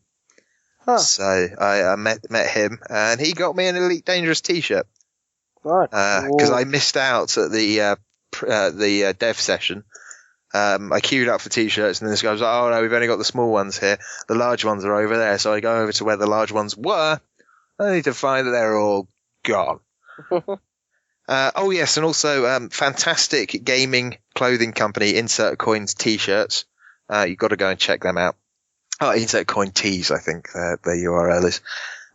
They make really cool game-related clothing, and generally they're kind of subtle. Like if you didn't know that it was related to that game, like one of them has got whatever the name of the ketchup is in Metal Gear Solid, and it's just got an advert for the ketchup. Interesting. Yeah, and they're all really cool. They had this lucky dip thing. Lucky dick. This lucky dip thing. If you spent £5, you could rummage through they're all taped up in grey plastic, and they've just got the sizes on them. And you could get a T-shirt for £5. You won't know what it is until you open it. Well, after you bought it. Mm-hmm. And I was like, I do need a new hoodie. It's going to get cold. And the quality of their clothing is fantastic. It really is. So I went £10 for a hoodie. They're normally like £30. And they were all kind of discontinued stuff, and sometimes some quite rare stuff that that they only did, because everything they do is a limited edition run. So there are never that many of them about, which is kind of cool. And I got a Remember Me hoodie. Oh. Which is cool, because I really like that game. And then I was like, oh god, I'm going to finish that. No, you have to finish it just because of this shirt. Yeah. I really quite like it. And it's so warm, and some hoodies on the inside, they're not that nice. They feel a bit rough. This thing is so soft and kind of fleecy inside. Did you wear that while you were waiting outside for your mom? No, because it was in my bag and I couldn't be asked to get it out. But I wore it a bit earlier today until I got too hot. And I'm tempted to put it on now because I'm getting cold again. But yeah, apart from that, my knee being screwed, the horrible coaches, the rail works and replacement bus service, and standing for hours, I played all that stuff, and I can't think if there's anything I've missed. I've got a nasty feeling I did miss something. This Remember Me hoodie, I went on insert teased shit. Is it have like an S? It's actually like 2 cubes and stuff? Yeah. Okay, so it's that one. That's cool. Yeah, with like the orange lining inside the hood. Yeah. Yeah. That was £10. Courtney would kill for that, so you better watch out. I think I'm safe. I don't know. I don't know how far she'll go for orange, but all the way. She's getting a job apparently, so. No, she should have done that Extra Life when she could have got that orange T-shirt. Yeah. Anyway, that's it for your EGX. Yeah, I think so. I had a great time. I bumped into, there's a show over here called The Gadget Show, and one of the hosts, he's been doing it for 10 years. His name's Jason Bradbury. He's a complete and utter gaming fiend and loves technology and skating and loads of stuff. And I bumped into him there and had a quick chat with him and got to shake his hand and thank him for all the work he does. And he seemed like a really nice chap. So that was cool. Awesome. And yeah, afterwards I met a load of the, was it middle-aged gamers? Midlife gamers, that's it. Yeah. Met a load of those in the pub on the Friday night and had a great chat with them. So hopefully they're going to start listening to the podcast. I know one of them is. I did tell them not to because it's shit, but yeah, hopefully they'll listen. That always gets more listeners. Yeah, it's shit. I guess you can listen to it. Yeah, but obviously, as I said earlier, there's a load of dev sessions that I didn't get the chance to go to, so go check them out. The link will be in the show notes. All right, and to get out of that, we're going to do a tiny bit of news. We're going to run through it really quickly, like I'm just going to mention them, because this ran on for a while, so we just put this in here as a just in case, but I think we'll still mention it anyway. Dan, if you don't want to mention yours, it doesn't matter. No, that's fine. I'll do it. But the two that I have is the Blizzard had a new game that they've been working on for 7 years, and it was codenamed Titan. And it's been canceled. 7 years, and they canceled it. That's a lot of money, and a lot of people paid to just cancel a game. But as this guy, I'm gonna butcher his name, Morhaime, something like that. He says we didn't find the fun and we didn't find the passion. So you worked on the game for this long, couldn't finish it, and there's not enough there to even put it out. You know, like how bad was this game you're working on? I don't know. And then the other one I'm going to mention is, just because I kind of thought it was funny, Watch Dogs developers are making big changes for the sequel. Be fucking better, because apparently a lot of people didn't like Watch Dogs. And cars flew and crazy shit.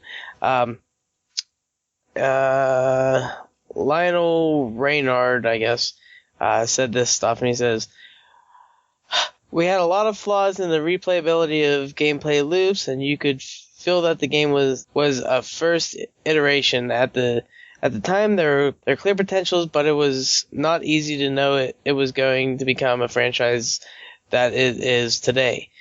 And then he says it's the same thing with Watch Dogs. It was difficult to do everything at the right level, which is why we took more time.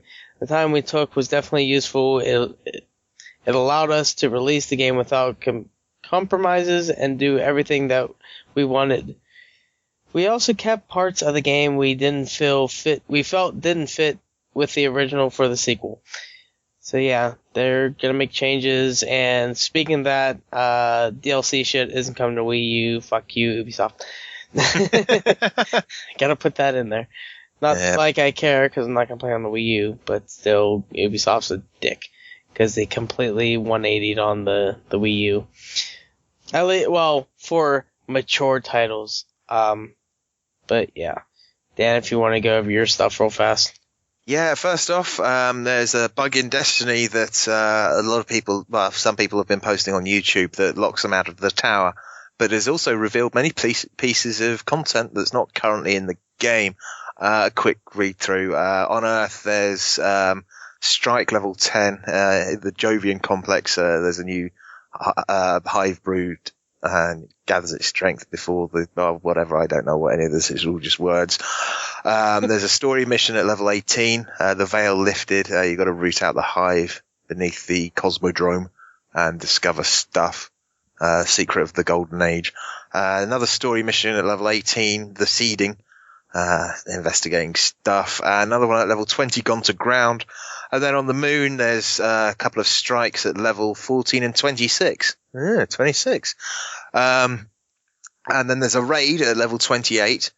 And a story mission at level 20. And then on Venus, there's story missions at level 20 and 22. They're called Wolf's Harvest and the Citadel. I'm not going to go into what they are because, well, spoilers, I guess. On Mars, there's a strike level 20 called something. And at Reef, there's a raid at level 28, and that has no descriptions. And the Crucible, there's a skirmish, which might be a special event. Apparently only the worthy may face the trials of Osiris. For only the worthy are strong enough to endure what is to come. And if you get a string of victories, you earn great rewards, but if you lose 3 times, you're out. There's going to be out at the old ball game. There's going to be 3v3 team deathmatch. Level advantages will be enabled. Weekly rewards, trial set gear, ascendant materials, and crucible marks. I have no idea what any of that means, but someone will. The next thing is Destiny. Yeah, but there were loads of people queuing up for it. I'm pretty sure most of them already had it. The other thing is from NVIDIA. They're trying to debunk the moon landing conspiracies using their new tech. Basically, there's a load of lighting-based arguments about the moon landing not being real. The main one being that the lunar lander is positioned with the exit hatch directly opposite the sun. Despite that, Buzz Aldrin is fairly well lit rather than being shrouded in absolute darkness. Loads of people are suggesting that he must have been lit by a secondary light source like a studio light. And then there's other aspects like the lack of stars in the background. So NVIDIA have used this thing called VXGI, or voxel-based global illumination, to demonstrate otherwise, showing how the different light sources would have affected the conditions. Basically, they've rendered the surface of the moon. They've built the lunar lander, the asteroids, the moon itself, and attempted to actually reproduce everything down to details like the way the light reflects off the dust and how the suits themselves reflect the light. In fact, at first, when they did it, there wasn't enough light, and they realized that they hadn't added in the light reflecting from Buzz Aldrin's suit, and when they did that, it worked fine. In fact, they found that the Teflon-coated white spacesuits are reflective enough to act as a separate light source. And it's pretty cool that they've done all this. It shows that, gaming tech with the power that's available in their new Maxwell architecture, which can is prove the moon landing Yeah, it's in the GM204 GPU, which is found in the GTX 970 and 980 cards, I think. So yeah, I guess it's not going to sway a load of people that are completely committed to the cause that they think that the moon landing never happened. But it's a cool way to show off the card's computing powers and abilities, and it also shows some non-game, the fact that you can use a powerful graphics card for non-gaming applications in scientific fields. So, yay, PC Master Race. But yeah, that's it. We've blasted through the news. Man, that was the shortest news we've ever had. Yeah. Taken up by a lot of shit. 45 minutes, I believe. Or no, 55 minutes it is. This. So we are going to take a little break. I'm going to have some more awesome music from stuff I played this week. And we'll be back with the cleanup shit, and we'll get out of here. So we'll be back in a little bit.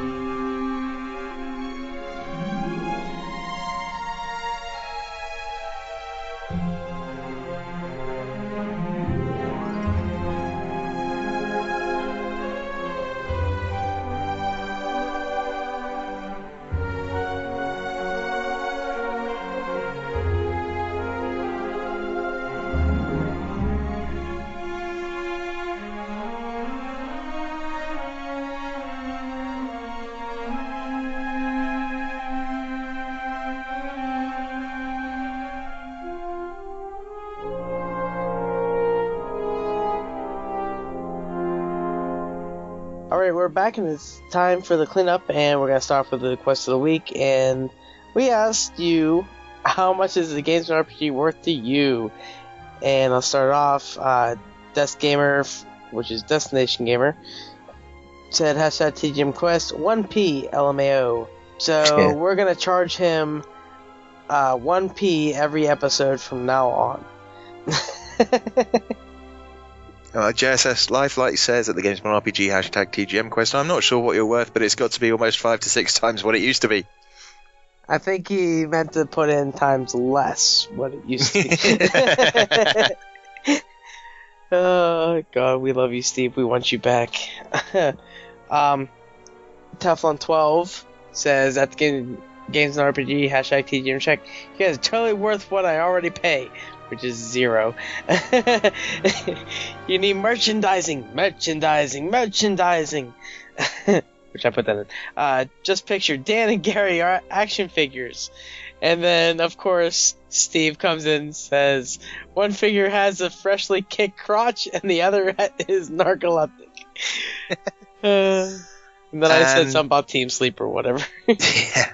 And I said something about I haven't been kicked in the nuts for ages, but I am an insomniac now. So it could maybe have me with massive bags under my eyes and a cup of tea. Anyway, the next one was from John Mao 55, and he says the Gamesmen RPG podcast is worth chopping my pinky finger off and having it replaced with a courgette.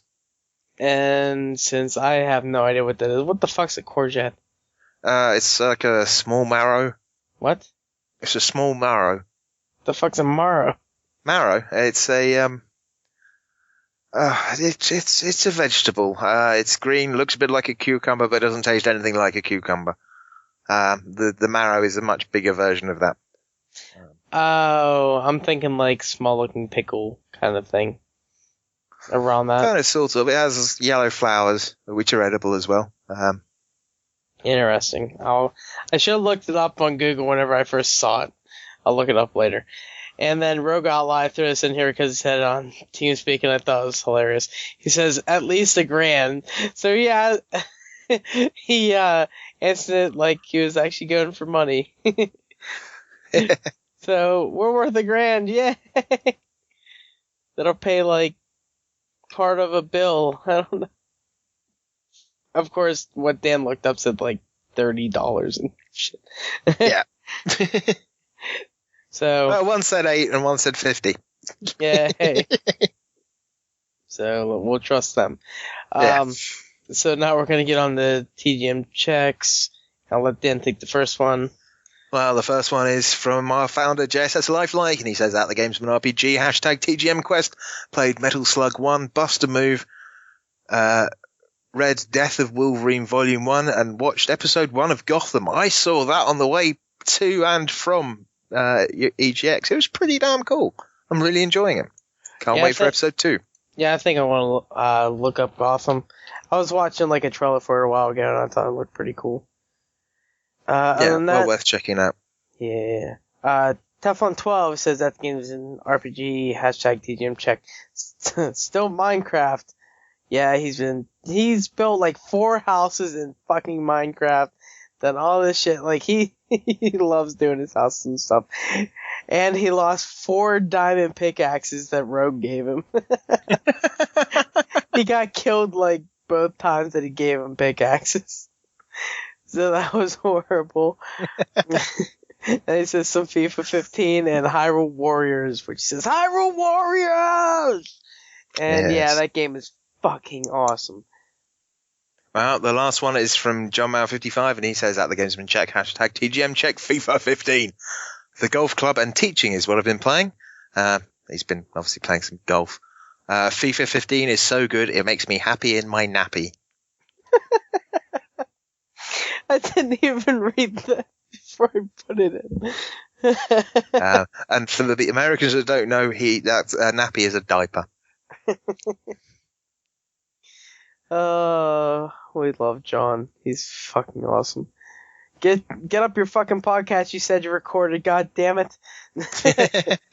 Speaking of the golf club, like I've heard Overseas Connection and the Lagcast and now him. Like a bunch of people talk about it. It sounds really interesting. I want to try it out. But I really just want to play on my fucking Wii U and actually feel like I'm hitting the ball, and it's gonna be awesome. So now we're gonna go into the shout outs, and Dan, who at EGX do you want to shout out? Yeah, Jason Bradbury, great meeting you. Thank you very much. You'll probably never hear this. A couple of guys I met there, Dan Edwards at Deadwoods 42. We had great drunken chats about PC gaming and how awesome it is. And Chris Cook, which is XIX Blue Wolf XIX on Twitter. They're both midlife gamers or whatever it is. And actually, Dan Edwards is also one of the frugal gaming guys in the UK. So hi to them. And of course, my travelling companions and show companions, DJ Leroy and his girlfriend, Mrs. Whatever, Claire. Whatever. Fiance, that's what she is. His fiance, Claire. Had a great time and looking forward to next year. I'll probably see you before then, though. Maybe Corny and I will go next year. Yeah. It won't be in the same place. They're actually moving it? Well, they're tearing down the place and turning it into housing. So, it's nice. Yeah, it can't be there. But yeah, that's it for me. What about you, Gary? I plan on getting you a better fucking hotel to stay in next year. I don't go cheap. I don't go that cheap, I should say. For me, Jason for loving Hyrule Warriors just as much as I do. The wife for loving Disney Infinity so much that she makes me spend money. Wait, maybe that should be an anti-shout-out. Why are you making me spend money? Oh, I just totally forgot. I better shout out Bongo as well. Bongo the Sane. Otherwise known as Robin Tate, because he was there and I met up with him. And also that weird... I didn't talk about the weird tape guy. Yeah. The weird tape guy. You can look at the picture on Twitter, and especially Bongo, because he took a picture with him. Yeah. We love weird. Bongo. not Bongo. Bongo wasn't weird. But the weird tape guy. I don't know. If you listen to Overseas Connection, he can be pretty weird. But we love Bongo. He's awesome. But yeah, wife crazy, addicted to... I'm basically doing this so whenever Amiibo comes out, I can say, I bought you Disney Infinity. I saw the Amiibo figures. I I would have so slobbered over that case. They had a little disclaimer saying, not representative of the final product. Which were, because they're only coming out in like 2 months. Yeah. So, yeah, they are probably. Unless they're going to make a tiny change. But they have to be in full production right now, like getting those things out for the millions of people going to get them. Yeah, I think these were just like early mock-ups. They might be a bit bigger or slightly different colors. Or I think maybe a better paint job on them, because I don't think they're going to change how they look. Yeah. But yeah. Anyway, shout-outs. Courtney and my mom for fucking helping me do shit around the house, because I have herniated discs and I can't do that much because my back hurts like fuck. I can't even have sex right because of my back. I didn't need to know that. I should probably cut that out. Yeah, that's it for me. Web for the week come, Dan, you. Well, as ever, I am Hardlydan pretty much everywhere apart from in Elite Dangerous, where I am still Bumcake Avenger. That will change at some point. Hopefully. Probably soon. Can I sign on to my Elite Dangerous account at EGX? Yeah, sure. What is it? The Bumcake Avenger?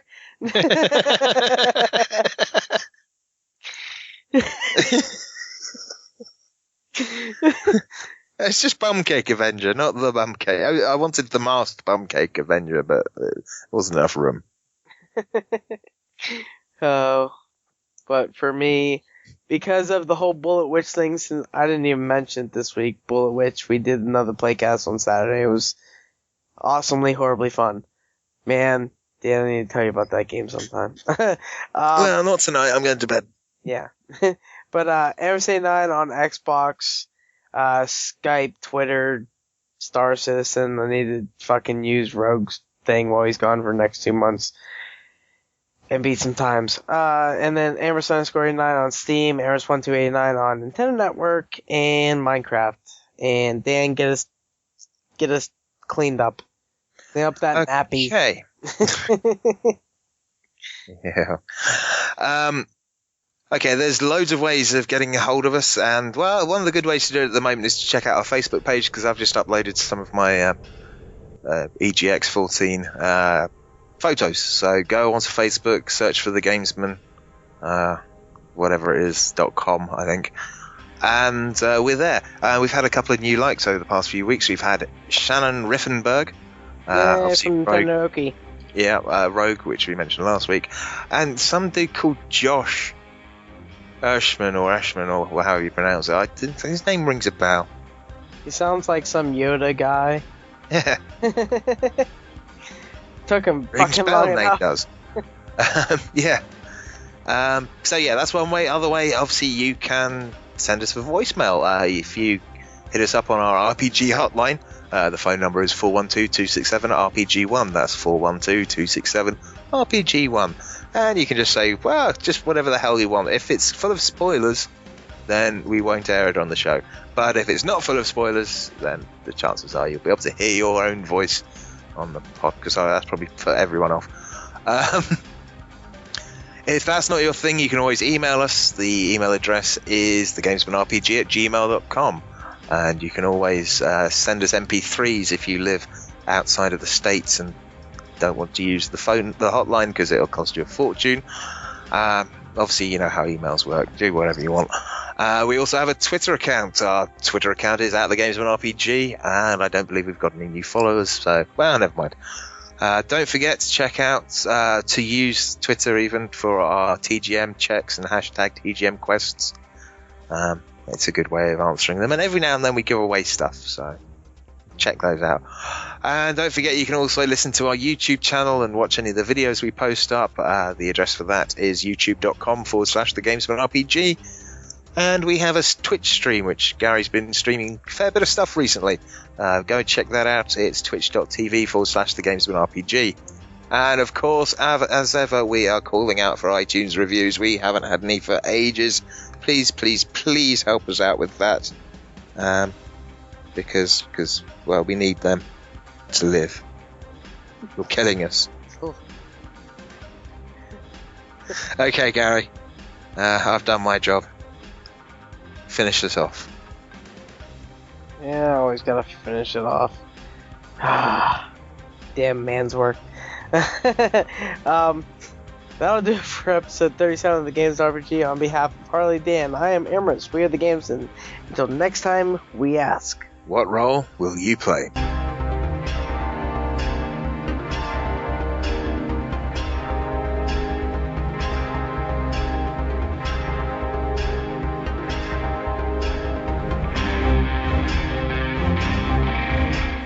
On the way back from, leaving the hostel and going to the station, we were walking behind this woman.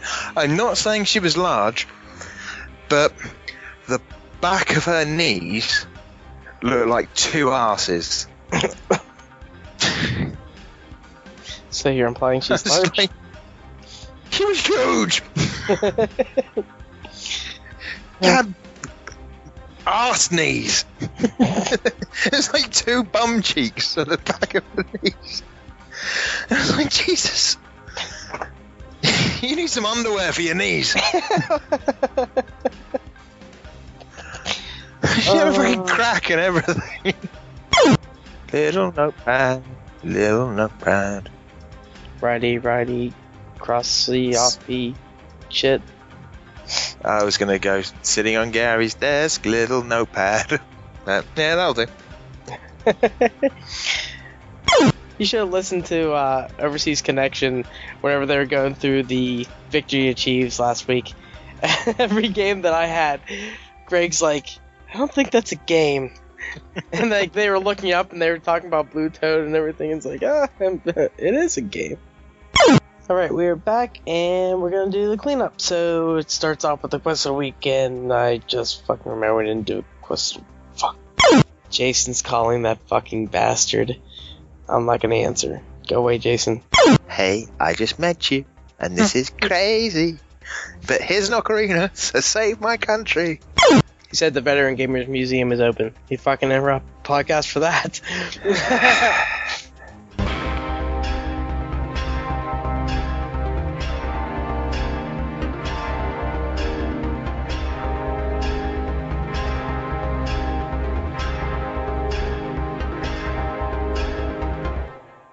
If not fully satisfied with this podcast, please return any portions for a full refund.